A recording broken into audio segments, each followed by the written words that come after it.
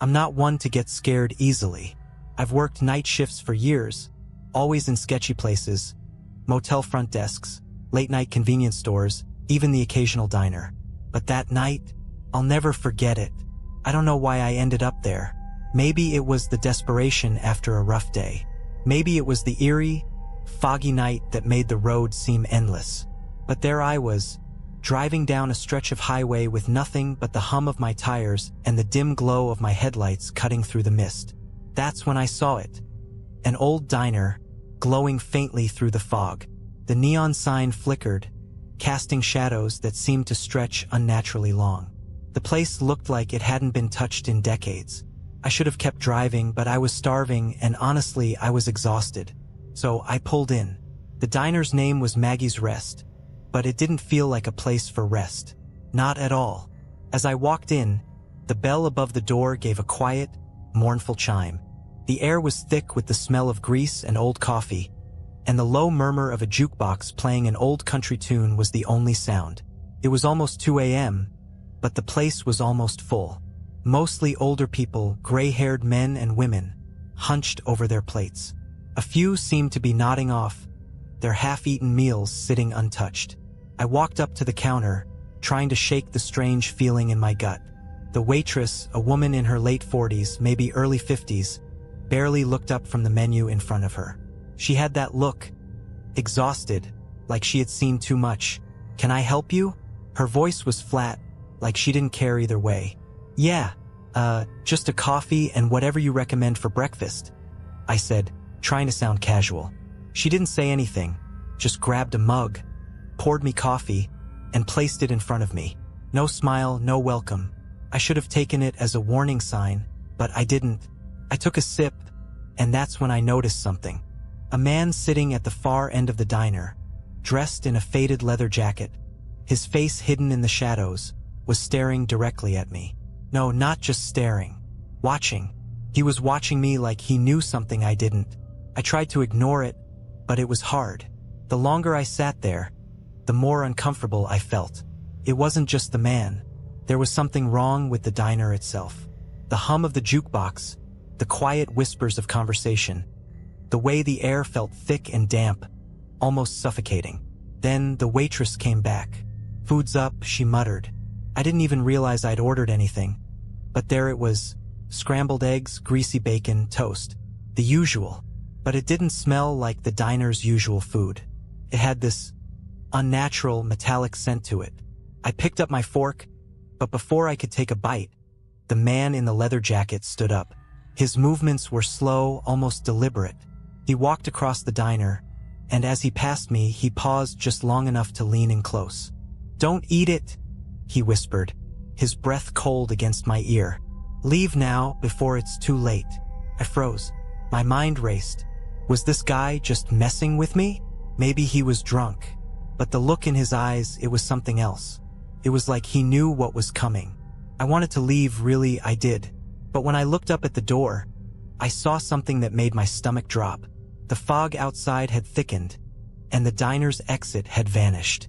The door, which had been wide open when I came in, was now completely sealed. The windows, too, like something was holding us all inside. I turned to the waitress, my heart racing. "What the hell's going on?" She didn't answer at first.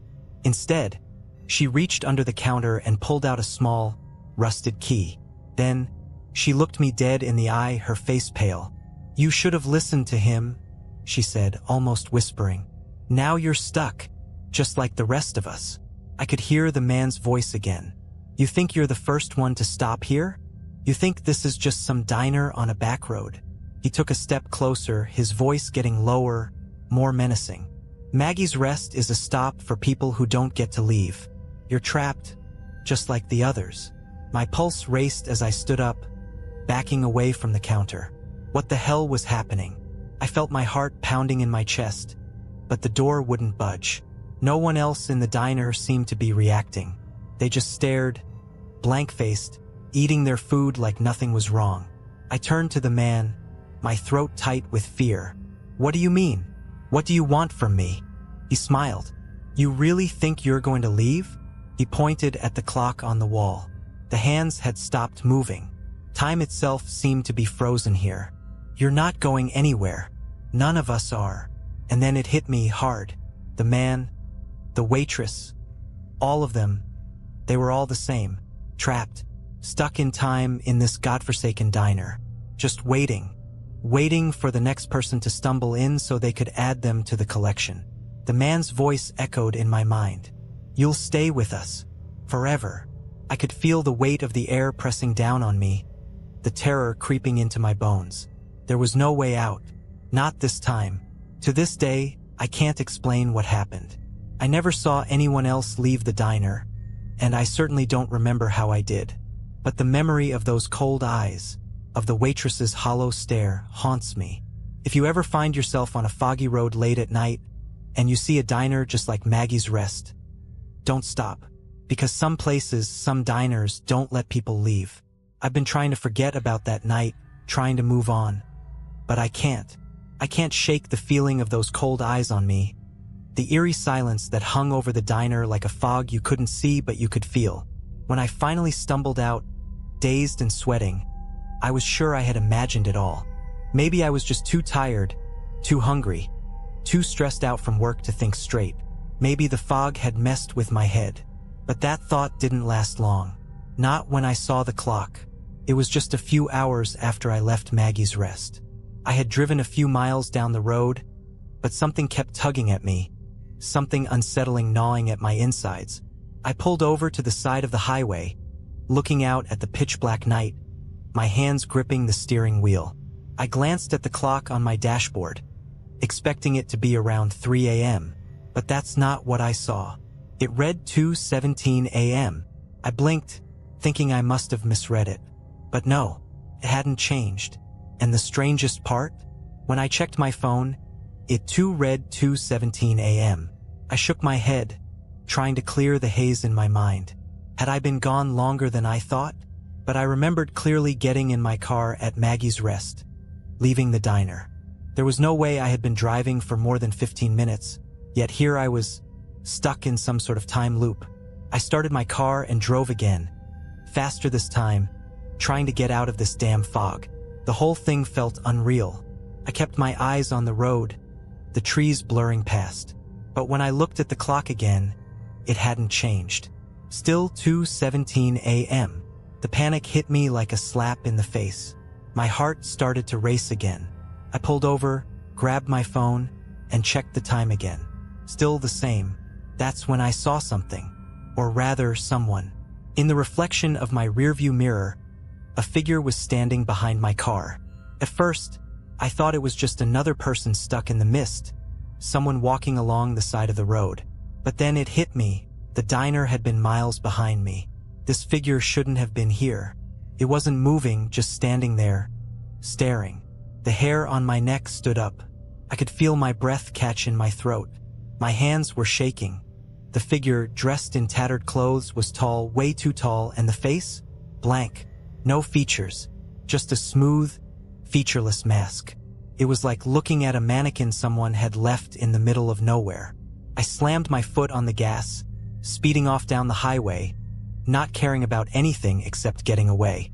But the figure stayed with me in the mirror, always behind me no matter how fast I drove. And that's when the whispers started. They were faint at first, like a low murmur in the back of my mind, but they grew louder, insistent. I couldn't understand the words at first, but then I realized they were saying one thing over and over again. You're still there. You're still with us. I slammed the radio on, turning the volume up as loud as it could go, trying to drown out the sound. But it didn't help. The whispers persisted, louder and louder, until it felt like the air itself was full of voices. And then the car stopped.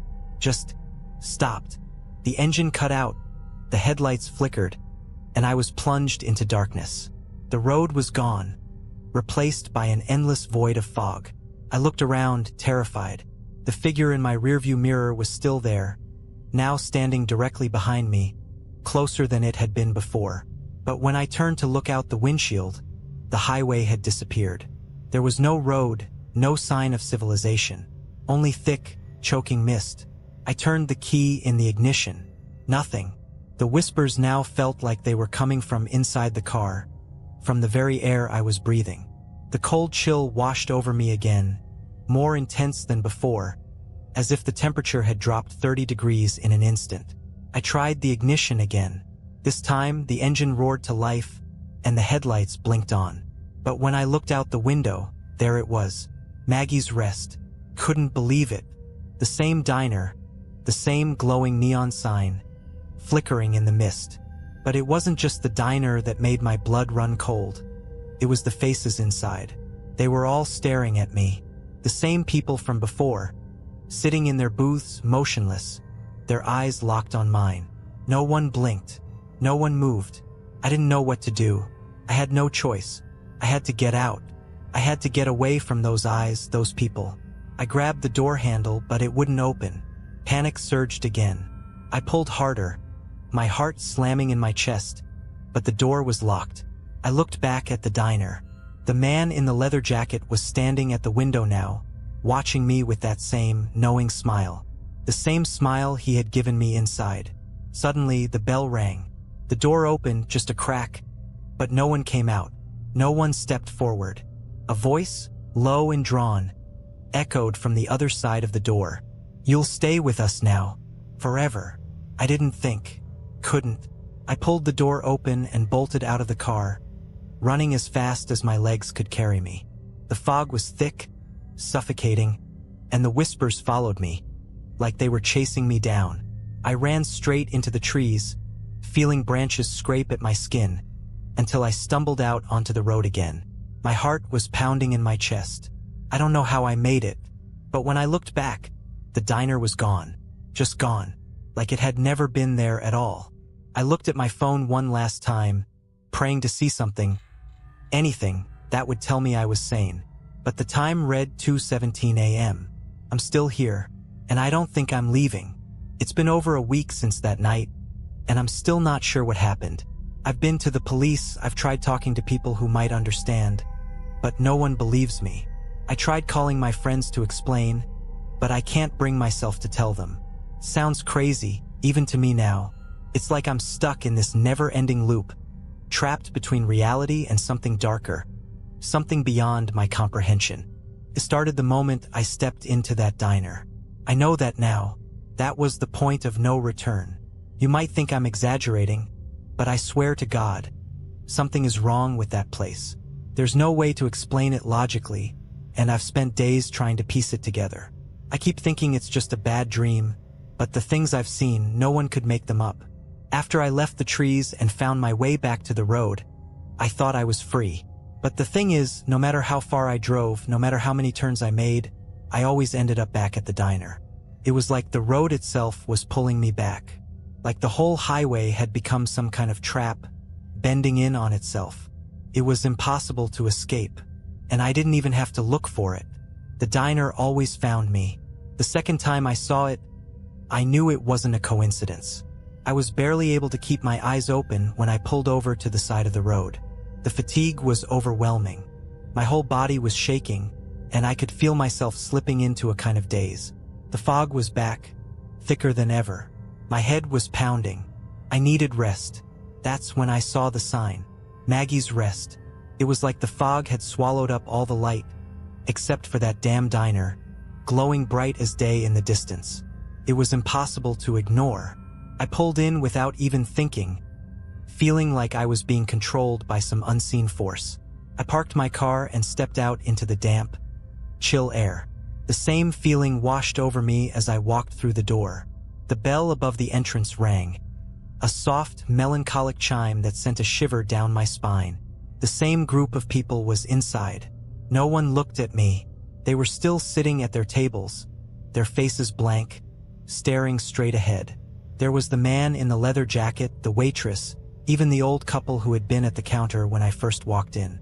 The only difference was that they weren't eating anymore. They weren't even moving. I sat at the counter, feeling like I was walking into a dream I couldn't wake up from. "Coffee?" the waitress asked, her voice as emotionless as it had been before. I nodded, too exhausted to speak. She placed the mug in front of me, and I took a sip without hesitation. It was the same. bitter, metallic, and cold. I didn't understand it.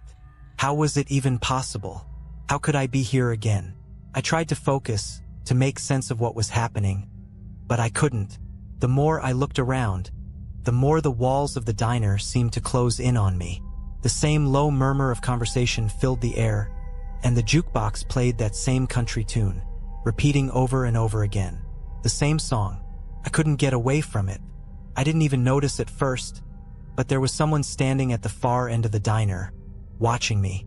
I didn't want to look. I knew what it was. The man in the leather jacket. The one who had warned me before. This time, though, he wasn't just staring.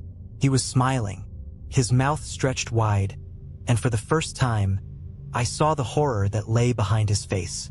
His teeth were jagged, yellowed, and unnaturally long, like a predator's. The skin around his lips was stretched tight, almost too tight, and his eyes, they were hollow, black pits, voids that seemed to pull in the light around them.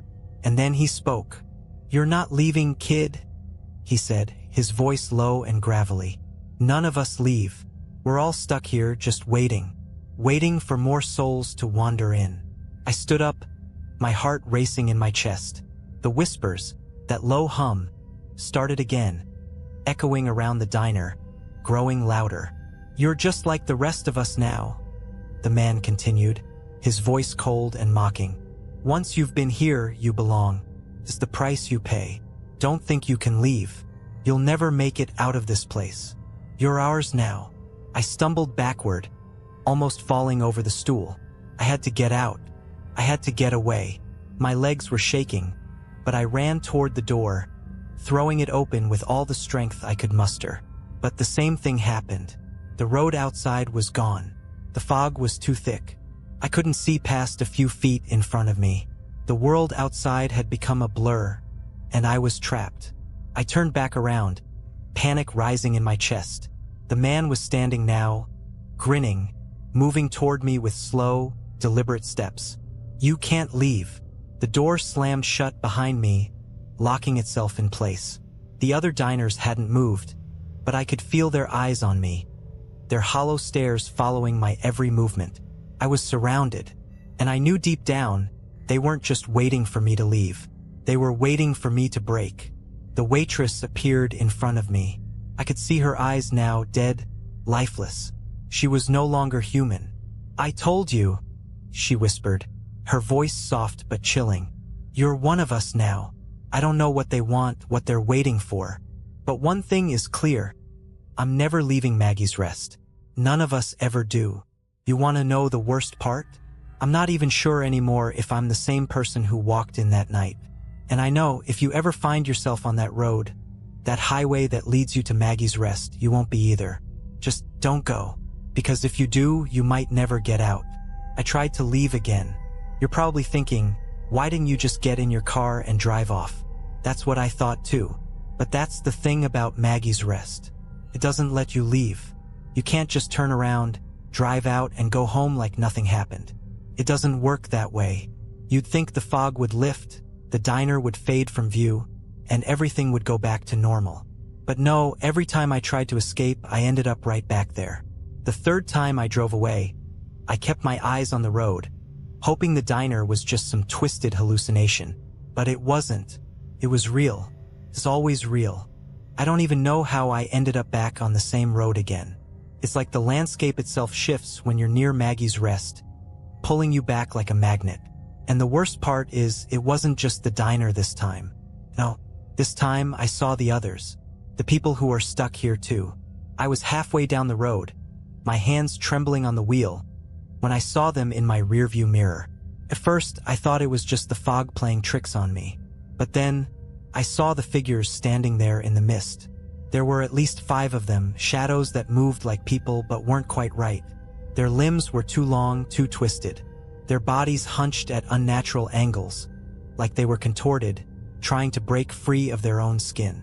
I could barely see their faces, just flashes of pale, sickly skin and wide, empty eyes. They were following me. I could hear their footsteps in my head, even though I couldn't hear anything outside the car. It was like they were walking beside me, just out of sight, never getting closer but never falling behind either. I tried to ignore it to keep driving, but every time I looked in the mirror, they were still there. That's when I saw it. The sign. The same glowing neon sign that I had cursed only hours ago. Maggie's Rest. I slammed my foot on the gas. I knew what was coming. I could feel it in my bones. But it didn't matter. The road stretched on endlessly, a never-ending loop. No matter how far I drove, no matter how fast I pushed the pedal to the floor, I was always headed back toward that diner. It didn't matter what I did. I couldn't outrun them, and I couldn't outrun the hunger. I pulled into the diner, my heart pounding in my chest. My mind was spinning, my breath shallow, but I couldn't help it. I couldn't escape. When I got out of the car, I heard something that made my blood freeze. A low growl. I turned around slowly. Standing at the edge of the parking lot were the figures I had seen in the mirror. They were closer now, their grotesque forms moving with a predatory slowness, like they were savoring every step. I don't know how I knew it, but I could feel it deep inside me. They were starving, and they weren't the only ones. As I walked back to the diner, the door opened on its own, the bell ringing softly above me. The familiar scent of stale coffee and grease filled my nose. I barely looked up as I stepped inside, but I could feel the eyes on me. I could feel them all watching. The man in the leather jacket was sitting at his usual spot. His grin was wider now, his eyes blacker than ever, and when he saw me, he made a small, satisfied noise. He didn't even need to speak for me to understand. He wasn't the one who was hungry anymore. They all were. I sat at the counter again, still in shock, trying to process what was happening. The waitress slid a plate in front of me without a word. Scrambled eggs, bacon, toast. Same as before. Same as the first time I came here. But it didn't smell like food. It smelled like death. I didn't touch it. Couldn't. Instead, I turned to the man in the leather jacket. He was watching me, his grin still there, but his eyes were focused on something else now. I glanced behind me and saw the others, them, standing by the windows at the far booths. They weren't looking at me anymore. They were looking at the food. They were watching the plate in front of me with an intensity one couldn't even describe. Their eyes were almost glowing in the dim light, burning with hunger. And then, as if on cue, one of them started moving. A woman at the back booth, her hair wild and unkempt, stood up. Her body lurched forward like she was too weak to support her own weight, but there was a desperation in her every movement. Her eyes never left the plate in front of me.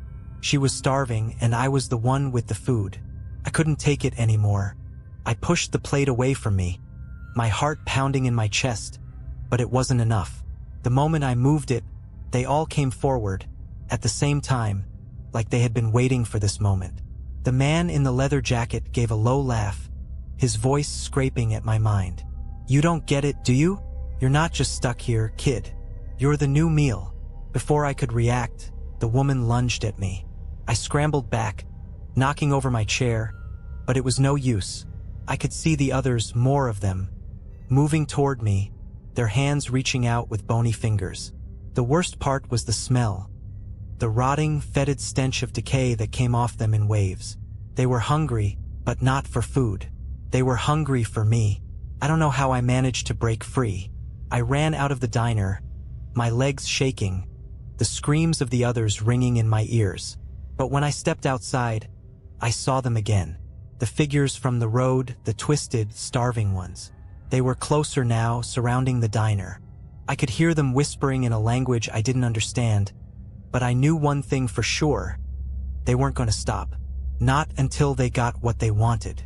And that's when I realized something I hadn't seen before. Maggie's Rest doesn't just trap you in time. It traps you in hunger. It makes you a part of it, and it feeds off your soul. You can't leave, and you'll never be free. If you ever drive down a foggy, forgotten road late at night, and you see a diner with a sign that flickers, just keep driving. Because if you stop, if you go in, there's no coming back. And worse, there's always someone hungrier than you. Always. It's been almost a month since that night at Maggie's Rest, and I'm not sure how to explain what's happening to me.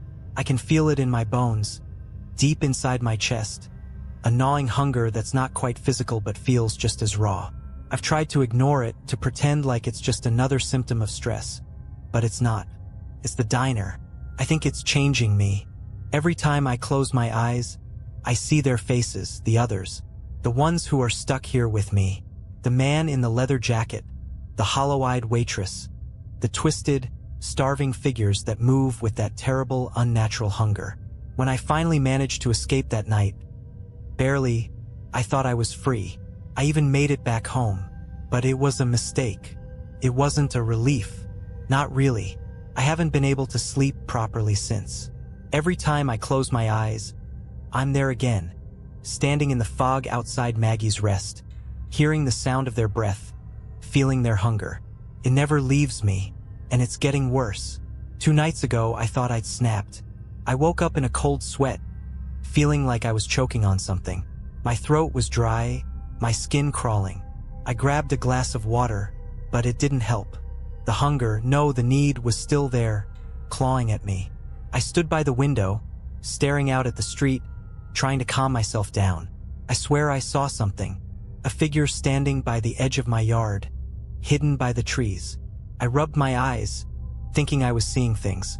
But when I looked again, it was there. The man in the leather jacket. He was standing there, right at the edge of the street, his hollow eyes locked onto mine. I froze. My heart skipped a beat. I tried to look away, to convince myself I was imagining it. But when I turned back, he was still there, a silent, waiting figure in the shadows. And then, like a switch flipped, I knew. I had to go back. I didn't want to, but I couldn't help myself. It wasn't a choice. The hunger inside me was too strong. I knew what I had to do, so I got in my car. I drove through the night, my hands tight on the wheel, my mind racing. I had to make sure the others didn't follow me.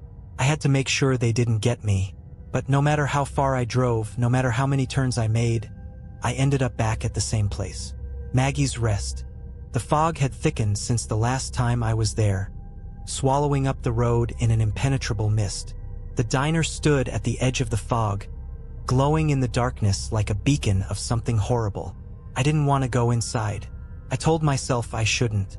But the hunger inside me, no, it wasn't just hunger, it was desperation. I needed to be there. I stumbled out of the car and walked through the door, the bell ringing again, the same sad chime that echoed in my mind. The same song was playing on the jukebox, that damn country tune. The air inside felt thick and heavy, like it was pressing against me, suffocating me. The familiar smell of grease and decay clung to everything, and the same group of people, no, not people but things, sat around the tables. Their eyes were on me, like they were waiting. I sat at the counter, my hands shaking as I waited. The waitress came over and slid a mug of coffee in front of me, her face expressionless. I wanted to scream, to run, to throw the coffee in her face and demand an answer. But I couldn't. I couldn't move. The hunger had me in its grip. Then I saw him, the man in the leather jacket. He was sitting in the corner again, staring at me with those black, empty eyes. And he wasn't alone. The others were standing around him now, like they were waiting for something. Like they were waiting for me. They were hungry. But this time, something was different. This time, I could hear their whispers. Low, urgent, like they were speaking to each other. But it wasn't in any language I knew. It was a growl, a hiss, a sound that made my skin crawl. They were communicating, planning, and I could feel it. They were getting closer. I tried to get up, but I couldn't move. My legs wouldn't obey me. I wanted to scream, but my throat was dry, cracked, like there was no sound left in me. The hunger was pulling me in, drawing me closer to the counter, closer to the food that sat in front of me. But I didn't want to eat. I didn't want to be like them. I looked up, and that's when I saw it, the worst thing I could have seen. The plate of food in front of me wasn't just food anymore. It was alive. The scrambled eggs were squirming, the bacon twisted like it was trying to escape the plate, and the toast was breathing, slowly, like it was drawing in air, exhaling in a soft, tortured sigh. It wasn't food. It was flesh. I tried to stand, but the man in the leather jacket spoke, his voice as cold as ice. Don't run. It's too late for that now. You're one of us. And that's when I realized. I am one of them now. I can feel it. The hunger is inside me, gnawing at me from the inside out. Every breath, every moment, is filled with a gnawing, insatiable need. I can't stop it anymore. I don't want to. I don't know what they've done to me, but I know this for sure. I'm never leaving, and neither are you. If you find yourself on a foggy road one night, if you see a diner flickering in the distance, you better keep driving. You don't want to stop. You don't want to see what waits for you inside Maggie's Rest. Because once you walk through that door, you'll never leave. And if you think you're safe, if you think you can escape, just remember one thing. The hunger always finds you. I don't know how long it's been since that night at Maggie's Rest. Time doesn't work the same here. I wake up, or at least I think I wake up, and the world outside is just as it was before. A never-ending fog, an endless stretch of highway, and the diner. Always the diner. I try to tell myself that this is just some horrible nightmare. That if I could just fall asleep for real, I'd wake up in my own bed, with the warmth of the morning sun, the sound of birds outside the window. But when I try to sleep, I can feel the hunger creeping in again, wrapping its cold fingers around my chest, tightening with every beat of my heart. It's been weeks, maybe months, and I'm still here, still stuck. I thought maybe I could leave again like the first time I tried to run. Maybe I could drive far enough away from the fog, far enough away from Maggie's Rest. But every time, without fail, the road leads me back. I don't know how it happens. I don't know why it happens. But every time I pass that stretch of fog, every time I think I see the edge of it, the diner pulls me back. I don't even try to leave anymore. It's pointless. I've seen things I can't explain.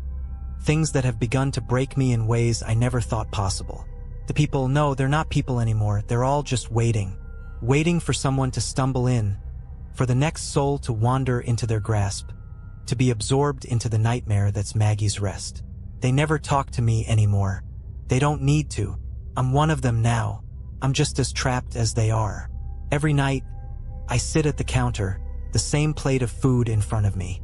Scrambled eggs, bacon, toast. But it's never really food. It's just the semblance of food, the twisted reflection of what a meal should be. The bacon moves when I look away. The toast breathes in shallow, agonized breaths. I tried to throw it away once, but the food never disappears. It always comes back. I don't eat it. I can't. But I can't stop staring at it. There's something about the way it moves, the way it pulsates, that draws me in. Every time I think about it, every time I try to look away, I feel the hunger rise. I'm starting to understand. You can't leave Maggie's Rest. Not ever. And you can't just stop eating. Not if you want to survive. Because the moment you stop, the hunger comes for you, and then you become the meal. I watch them sometimes, them, the ones who were here long before me. They don't blink. They don't speak. They just sit, waiting for the next person to wander in, to fill their insatiable need. And it's not just the food they want. No, it's worse than that. They want everything. They want to take your memories, your soul, your very essence.